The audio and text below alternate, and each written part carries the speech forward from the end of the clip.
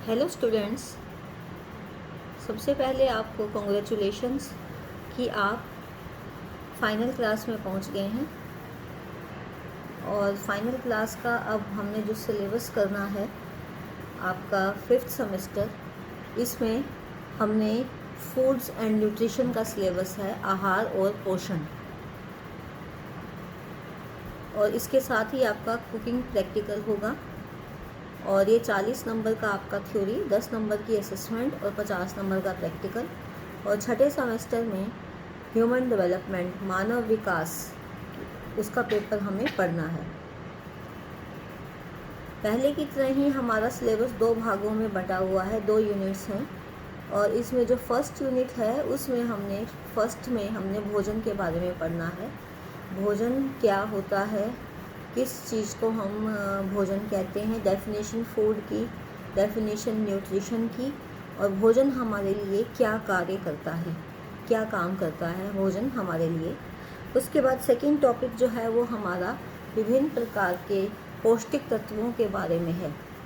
पौष्टिक तत्व हमारे भोजन में कौन कौन से हैं, और उन पौष्टिक तत्वों जैसे कार्बोहाइड्रेट्स, प्रोटीन, वसा, और उसके बाद खनिज लवण, विटामिन, जल, फाइबर, उन सब का हमारे शरीर में क्या काम होता है, वो कितनी मात्रा में चाहिए, और वो कौन कौन से खाद्य पदार्थों से, फूड सोर्सेज से हमें अवेलेबल होते हैं।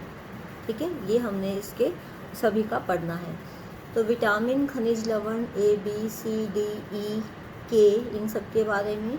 खनिज लवण में लोहा है, आयरन जिसे हम कहते हैं, कैल्शियम, सोडियम, फास्फोरस, इनके बारे में हम पढ़ेंगे। कैल्शियम, पोटाशियम, सोडियम और फास्फोरस के बारे में हमने पढ़ना है। उसके बाद है वाटर, जल का कार्य, जल हमारे लिए क्या कार्य करता है, फाइबर हमारे लिए क्या कार्य करती हैं, इसके बारे में हमने पढ़ना है।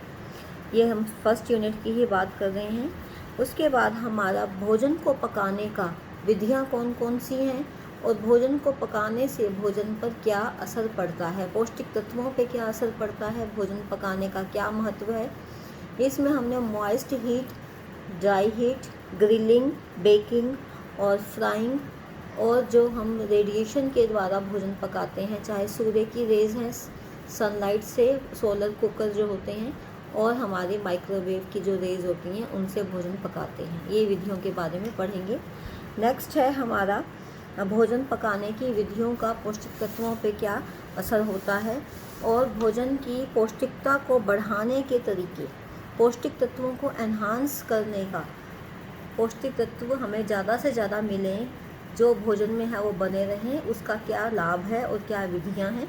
जैसे कि हम खमीर उठाते हैं और भोजन को हम स्प्राउट्स करते हैं, अंकुरित करते हैं, फर्मेंटेशन, स्प्राउट और कम्बिनेशन मिला जुला कर, जैसे हम आटे में चने का आटा, गेहूं के आटा, चने का आटा मिला के रोटी बनाते हैं, और सप्लीमेंटेशन या फोर्टिफिकेशन जो ज़्यादातर फैक्ट्रीज़ वगैरह में मिलता है, जैसे फोर्टिफाइड या सप्लीमेंटेड फूड होते हैं, चाहे नमक में आयोडीन मिला हुआ होता है, आटे और ब्रेड में मिले हुए होते हैं, फोर्टिफाइड किए हुए पदार्थ होते हैं। दूसरा हमारा जो यूनिट है, इसमें हम आहार आयोजन, बैलेंस डाइट, संतुलित भोजन के बारे में, आहार आयोजन के बारे में, और बैलेंस डाइट या मील प्लानिंग को प्रभावित करने वाले कौन कौन से तत्व हैं, और उसमें क्या बातें हमें ध्यान में रखनी चाहिए। और जो प्री स्कूल चाइल्ड, स्कूल जाने से पहले वाले बच्चे का भोजन, आहार आयोजन, स्कूल जाने वाले बच्चे का, एडोलिसेंट किशोरावस्था का, वयस्कों का, पुरुषों स्त्रियों का भोजन की आवश्यकताएं उनकी, और उनके लिए एक एक दिन की आहार तालिका बनाना, मील प्लान बनाना, ये हमने पढ़ना है। उसके बाद थेरेप्यूटिक, कुछ विशेष परिस्थितियाँ होती हैं, जैसे कि प्रेगनेंसी में, लैक्टेशन में उस मदर को कैसा भोजन देंगे। और फिर थेरेप्यूटिक न्यूट्रिशन, थेरेप्यूटिक डाइट्स वो होती हैं जिसमें हम बीमारी के हिसाब से ऐसी डाइट देते हैं जिससे कि जल्दी रिकवर होता है, ठीक होता है, और उसमें हम नॉर्मल डाइट में भी मॉडिफिकेशन कर सकते हैं, लिक्विड डाइट और फ्लूइड डाइट और सेमी सॉलिड डाइट, खिचड़ी, दलिया, इस तरह से डाइट होती है।